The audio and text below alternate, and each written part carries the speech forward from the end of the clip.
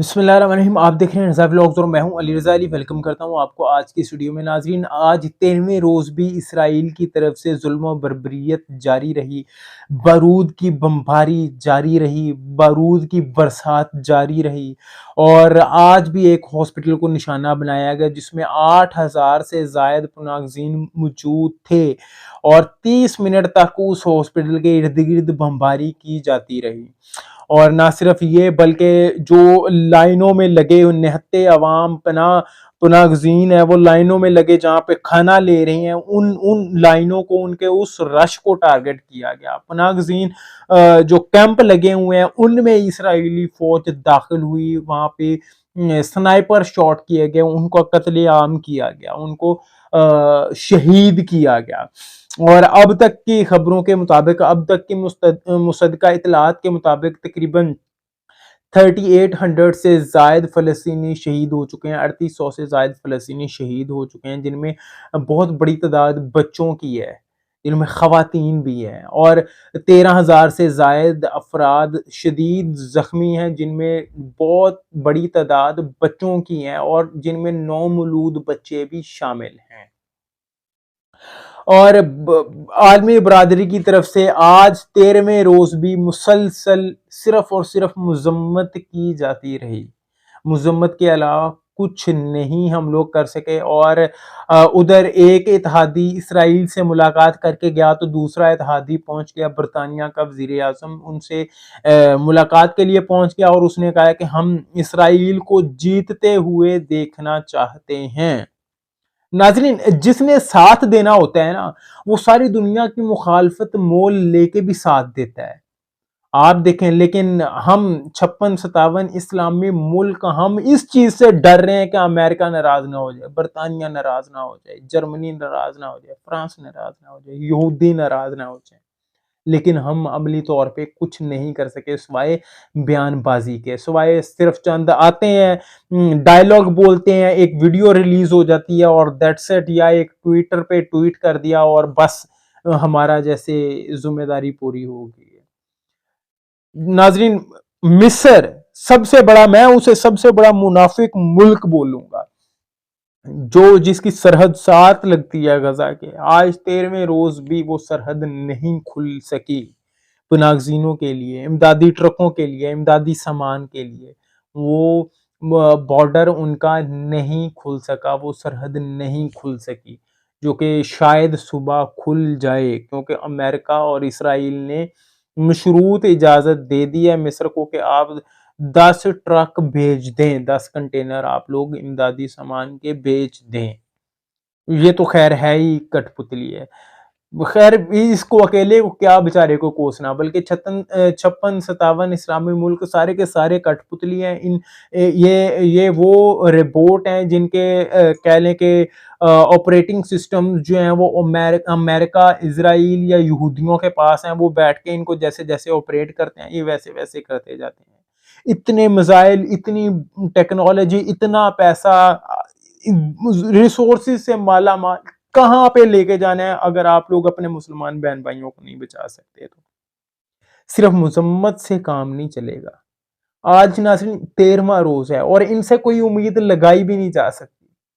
کچھ کرنا ہوتا ہے تو یہ کر چکے ہوتے، جس نے کچھ کرنا تھا وہ دیکھیں، وہ ساری دنیا کی مخالفت مول لے کے وہ آیا اور آ کے مل کے گیا، دو اپنے بیڑے انہیں دے کے گیا، انہیں اسلحہ دے کے گیا، انہیں اپنے کہہ لیں کہ ہر قسم کی تسلی دے کے گیا کہ کسی قسم کی کوئی ضرورت ہو تو بلا دھڑک ہم آپ کے ساتھ کھڑے ہیں، آپ کو چھوڑیں گے نہیں، آپ کو ہارنے نہیں دیں گے، آپ کو جیتتا ہوا دیکھیں گے۔ اور آج برطانیہ بھی پہنچ گیا ہے۔ ہمارے لوگ کیا کر رہے ہیں؟ ہمارے لوگوں نے کتنے میزائل بیچے ہیں، کتنے بحری بیڑے بیچے ہیں، کتنے فوجی بیچے ہیں، کتنے لشکر بیچے ہیں؟ کوشچن مارک ہے نا اپنے 56-57 اسلامی ممالک کے سربراہان سے۔ ڈوب مرنے کا مقام ہے ان کو، ڈوب مرنے کا مقام ہے۔ سیکھنا چاہیے انہیں کچھ جو بائیڈن سے، انہیں شرم آنی چاہیے۔ چلو بھر پانی میں ناک ڈبو کے مر جائیں یہ لوگ، اور شاید اب ان کا مرنا ہی ہم سب کے لیے بہتر ہے، امت مسلمہ کے لیے بہتر ہے۔ انہیں ہم بڑے بڑے ہیرو بناتے پھرتے ہیں کہ طیب اردگان اتنا بڑا ہیرو، محمد بن سلمان یہ ہے جی، شاہ عبداللہ تو وہ ہے جی. میں لعنت بھیجتا ہوں ان سب پہ جو اپنے مسلمان بہن بھائیوں کی مدد نہ کر سکیں، جو اپنے مسلمان بہن بھائیوں کو مشکل سے نکال نہ سکیں، ان کو ڈیفینڈ نہ کر سکیں، اور ایسی ٹیکنالوجی پہ، ایسے راکٹوں پہ، ایسے میزائلوں پہ اور ایسی ایٹمی طاقتوں پہ کوئی ضرورت نہیں ہے ہمیں ان چیزوں کی. اگر ہم لوگ اپنی حفاظت، اپنے لوگوں کی حفاظت ہی نہیں کر سکتے تو ایسی ٹیکنالوجی، ایسے ہتھیاروں، ایسے میزائلز، ایسے راکٹس، ان کا کیا فائدہ ہے؟ کوئی فائدہ نہیں، اور کوئی فائدہ نہیں دینے والی، کوئی فائدہ نہیں دینے والے.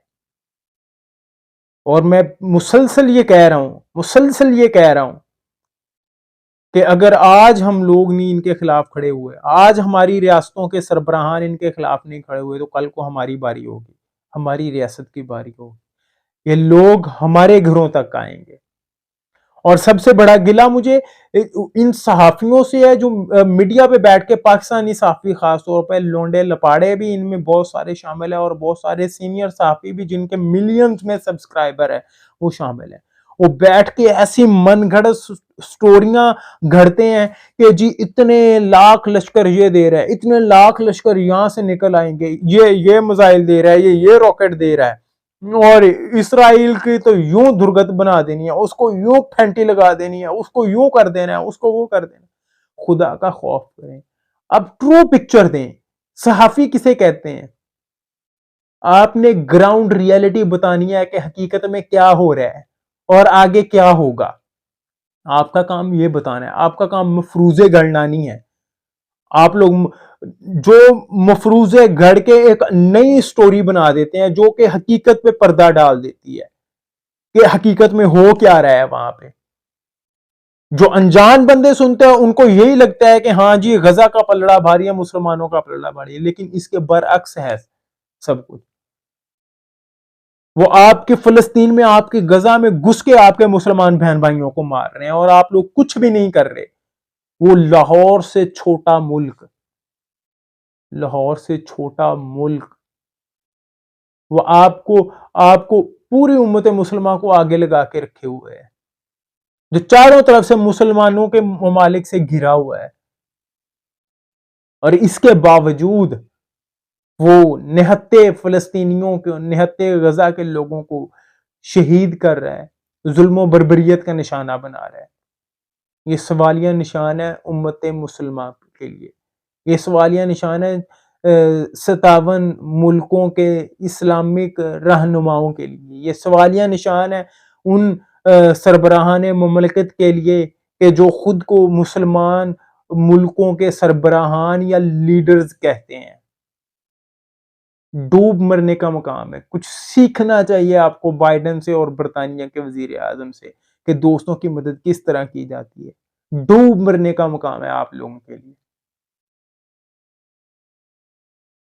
آج کی ویڈیو سے اتنا ہی، انشاءاللہ ملیں گے اگلی ویڈیو میں، تب تک کے لیے اللہ حافظ.